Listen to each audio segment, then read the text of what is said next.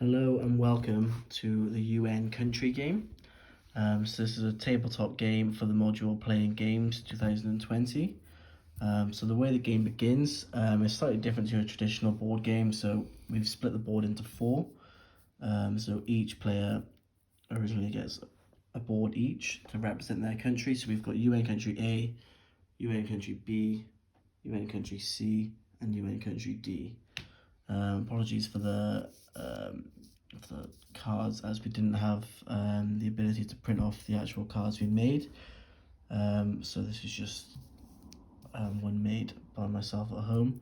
As we're starting out, we've got the supply cards. So we've got 5 types of them. So we've got water, clothing, food, medicine, and information. So we've got 5 there and 5 of each, so that's 25 cards. And moving over to the action cards, again, we've got 5 of each and 2 piles, so 10 cards. So you've got your travel card and we've got your communications card. So what we want to do first off there is grab all the supply cards, and you want to shuffle all these together, ready to be handed out to players. So we're just going to shuffle these up quickly.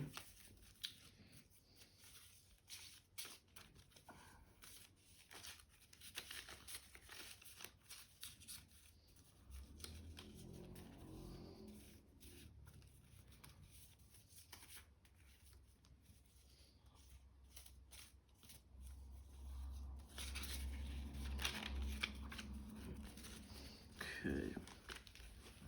And then you want to grab the action cards, so the travel and communication cards, and shuffle them up, but keep them separate from the supply cards. So with the action cards, each player will either end up with 2 travel cards, 2 communication cards, or 1 of each. So starting off with the supply cards, we're going to play it as if we've got 4 players for the sake of the video. So each player gets 5 cards. 3, 4, 5, 1, 2.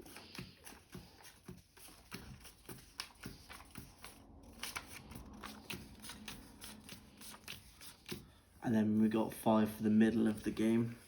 So these cards represent another country. So country X, for example, 3, 4, 5.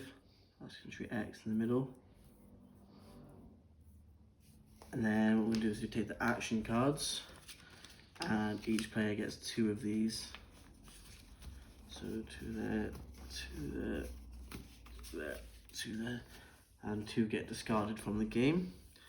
So then each player then will pick up their cards to see their hand.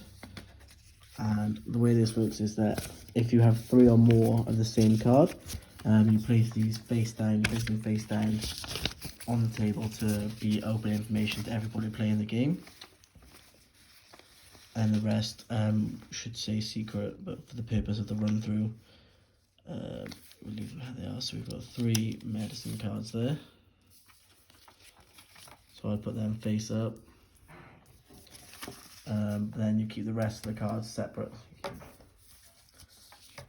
Keep the rest of the cards separate there, and that is your hand.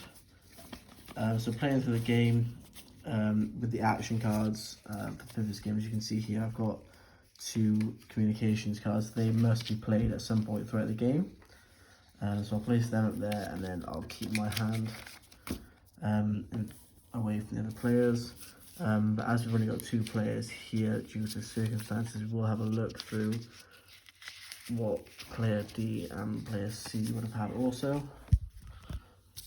So you've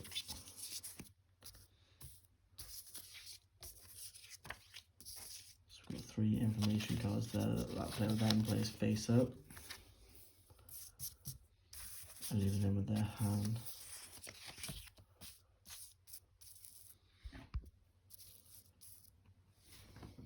Okay, so first off there, I'll say I was taking my first go. With the communications cards, what these allow you to do is basically communicate with the country in need, with the country in the middle, to be able to have a look there, and so you can view one of those cards. So I'm going to use that card, so I'll pop that down there. and then I can have a look at that card. Again, and then this is sensitive information, to keep this information away from other players. But obviously for the purpose of the game, I've got, after the video, I've got a water card. If I had a water card, I would pick that card up then, and place that also face up on the table. As this is a co-op game, the players are working together to sort of help the country in the middle get the supplies it needs. So I've used the communications card, I've had a look there, seen that's a water card. I don't, as you can see in my hand, I don't have any water cards, so I leave that there. So I then know there's at least one water card in the middle, whereas everyone else in the game at the moment doesn't know any of the cards in the middle. So we'll move on to player B. See what they have in their hand. As you can see, they've got 2 travels and a water card. So they'll use, they've got their clothing card supplies there. So what player B will do then is use one of their travel cards, and then they can send a supply to another country, so either country A, country B, or country C. So they can use either the cards they've already got on the table or a card from their hand. So I'll do water with the food. Yeah, so water will come over here to country D. And then, for example, country C, then they have 3 food cards. And then if we look at their hand,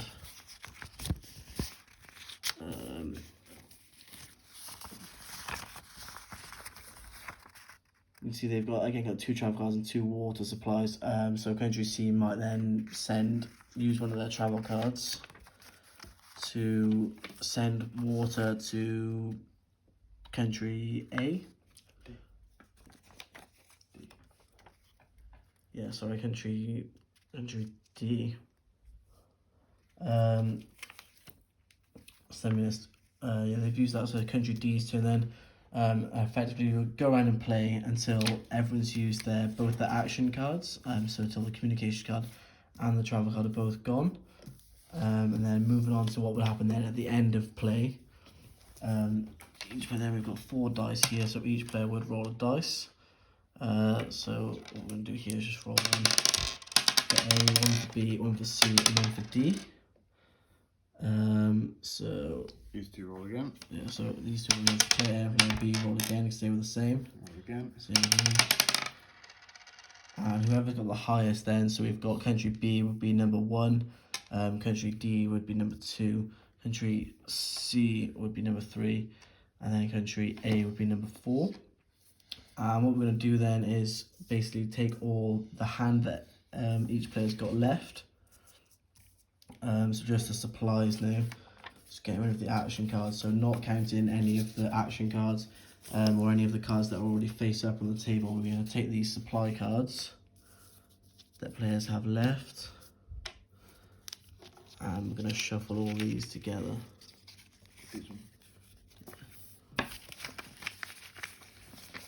Not the ones that face up. Face up. Yeah. Okay. And what we do then is we shuffle them together. There's only 4, so it doesn't take a lot of shuffling. And then take 2 off the top. Take 2 off the top. So we've got water and food. So me as player A, I know I had a food supply card, and I think I had a water supply card, so yeah, no, that's where I can cut that out here. Water supply card.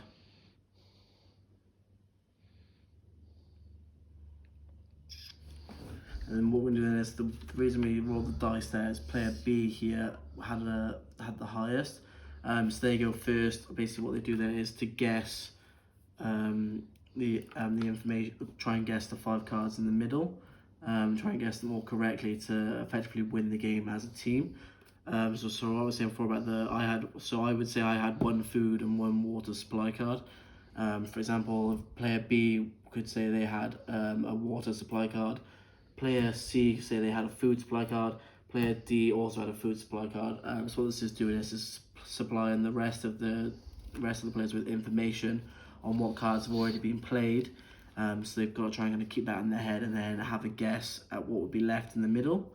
So say I was player B with the highest number there, I would say I think there's 2 information cards and 2 information cards, 2 food cards and a water supply card in the middle. So we flip them over. As you can see, I was wrong about that then. So that would effectively mean that I'm out of the game then. And we go to the second highest then, which would be D. I'll talk about that in a second, but do you reckon then the game should end and start again? Yeah, it should be like a 2-round game.